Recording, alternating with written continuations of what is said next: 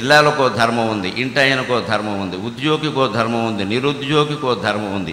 ఇప్పుడు మాట్లాడడానికి నాకో ధర్మం ఉంది, వినడానికి మీకో ధర్మం ఉంది. ఈ రెండు ధర్మాలు సరిగ్గా ఉండాలంటే ఫోన్లు కట్టేయాలి, అంతే లెక్క. నా ధర్మం నేను పాటించాలన్నా, మీ ధర్మం మీరు పాటించాలన్నా ఫోన్లు కట్టేయాలి, అందుకే చెప్పాను. అది ధర్మం. తద్వారా సంపాదించేది అర్థం. వ్యవసాయం చేసినా, వ్యాపారం చేసినా, ఉద్యోగం చేసినా, ఏం చేసినా డబ్బు సంపాదించాలిగా, లేకుండా జీవితం ఎలాగా? ధన సంపాదనను కానీ కామవాంఛలను కానీ ఎప్పుడూ తప్పు అని చెప్పలేదు హిందూ భారతీయ జీవన విధానంలో. వాటి పరిమితి విధించారు. అందుకే ధర్మార్థ కామ మోక్షాలు నాలుగింట్లో ధర్మం ఈ వైపుని, మోక్షం అటువైపుని పెట్టి మధ్యలో అర్ధకామాలను పెట్టారు. అంటే ధర్మం ముందు చూసుకో, తద్వారా అర్థం సంపాదించు. తద్వారా కామం అంటే కోరికలు తీర్చుకునే ప్రయత్నం చేయొచ్చు, తప్పులేదు. ఏ కోరిక, ఆ కోరికకి తగిన అర్థం ఉందా లేదా, ఆ అర్థం ధర్మంతో సంపాదించామా లేదా, ఈ పునాది కనుక ఆలోచించకపోతే జీవితం భ్రష్టమైపోతుంది. ఇవాళ చాలామందికి తెలుసు, ఈఎంఐ లేనివాడు లోకంలో లేడు. మనమందరం వేమన పద్యాలు చదువుకున్న వాళ్ళమే. అప్పు లేనివాడే అధిక సంపన్నుడు, ఉప్పు లేని కూర ఒప్పదు రుచులకు, పప్పు లేని దిండి ఫలము లేదు, అప్పు లేనివాడే అధిక సంపన్నుడు, విశ్వదాభిరామ వినురవేమ అన్నాడు. ఇవాళ వినేవాడు ఒక్కడు లేడు. ఎన్ని అప్పులుంటే అంత గొప్పవాడిగా భావించి వాడికే పిల్లనిస్తున్నాం మనం, వాడికే ఉద్యోగం ఇస్తున్నాం. వాడు అప్పు లేనివాడు లోకంలో లేడు. కానీ అప్పు చేయడం తప్పు అని చెప్పారు. ఎందుకంటే మనం ఇవాళ ఎందుకు చేస్తున్నామంటే కోరిక తీరడానికి ముందు అర్థం ఉందా లేదా చూసుకోవట్లా. అర్థమే ఉంది, కారు కొనాలి, 50 లక్షల కారు కొంటాడు. వీడు ఉద్యోగం జీతం ఎంతంటే 1,00,000. ఎక్కడి నుంచి కడతాడో తెలియదు, ఈఎంఐ పెట్టేస్తాడు. ఎందుకంటే పెళ్లి కూతురు ముందు పోజుకోవడానికి, లేదా బంధువుల ముందు పోజుకోవడానికి, ఎంతకంటే నాకు 50 లక్షల కారు ఉందని. దానికి సరిపడే 50 లక్షలు 45 లక్షలు అప్పే, అది ఎవడికి చెప్పడు.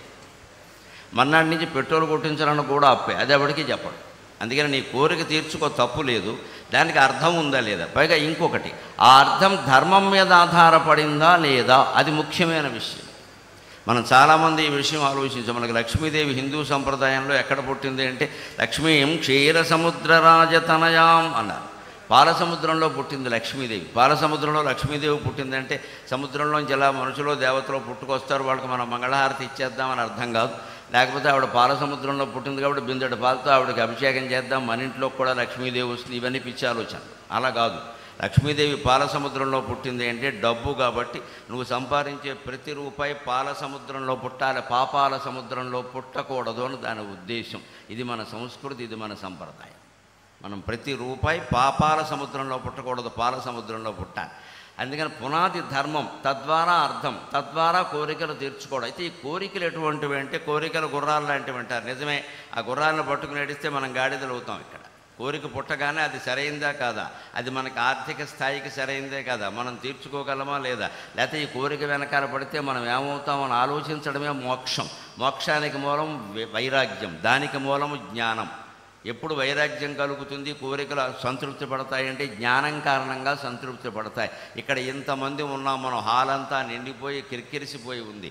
ఇదంతా ఒక్కటే అన్న భావన జ్ఞానం. జ్ఞానం పొందడం కష్టం, కానీ జ్ఞానం అనేది తెలుసుకోవడం కష్టం కాదు. జ్ఞానం అనేది ఏం కష్టం కాదు, అంతా ఒక్కటే, అదే నేను, దాన్నే జ్ఞానం అంటారు ఒక మాటలో చెప్పాలి. ఇక్కడ అంతా ఒక్కటే, ఈ వినేవాళ్ళు ఒకటే, చెప్పేవాడు ఒకటే, ఈ సాధనాలు ఒకటే, ఇక్కడ కూర్చున్నటువంటి వ్యక్తులు ఒకటే, సహకరిస్తున్నారు ఒకటే, అక్కడ బయట దీనికి అవసరమైన పనులు చూసుకునే వాళ్ళు ఒకటే, అంతా ఒక్కటే. ఆ ఒక్కటే నేను అంటే ఎవరికి అహంకారాలు ఉండవు. వీరు వేరు, నేను వేరు, వారు వేరు, వీరు వేరు అనేసరికి ఏమవుతుంది, ప్రాధాన్యాలు వస్తాయి వెంటనే. నన్ను పిలిచారు, నన్ను పిలవలేదు, నన్ను ముందు పిలిచారు, నన్ను వెనుక పిలిచారు, నాకు ఎక్కువ సమయం ఇచ్చారు, నాకు తక్కువ సమయం ఇచ్చారు. ఇవన్నీ ఎందుకు వస్తాయంటే అజ్ఞానం వల్లే వస్తాయి. జ్ఞానం అనేది ఉంటే ఇవన్నీ రావు. మనకి చెప్పిన పని ఏదో మనం చేద్దాం, మిగిలిన దాంతో మనకి ఏమిటి పని, అంతా ఒక్కటే కదా, అది నేను అనేది జ్ఞానం. అది ఉంటే వైరాగ్యం ఉంటుంది.